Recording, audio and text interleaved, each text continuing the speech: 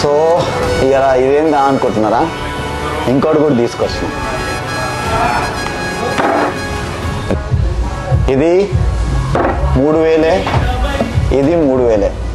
ఇది 1 గంట నడుస్తుంది, ఇది 1 నెల నడుస్తుంది. దీనివల్ల మీ మైండ్ దుబ్బేసి దాగినాక ఎవరినైతే వాళ్ళ కొట్టేసి జైల్లో కూర్చుంటారు.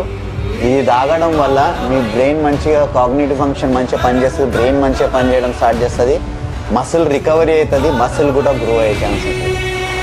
దీనివల్ల మీ లివర్ పాడయ్యే ఛాన్సెస్ ఉంటుంది. దీనివల్ల మీ లివర్ ఇంకా వేరే ఆర్గన్ హెల్త్ సిస్టమ్ మొత్తం మంచిగా అయ్యే ఛాన్సెస్ ఉంటుంది.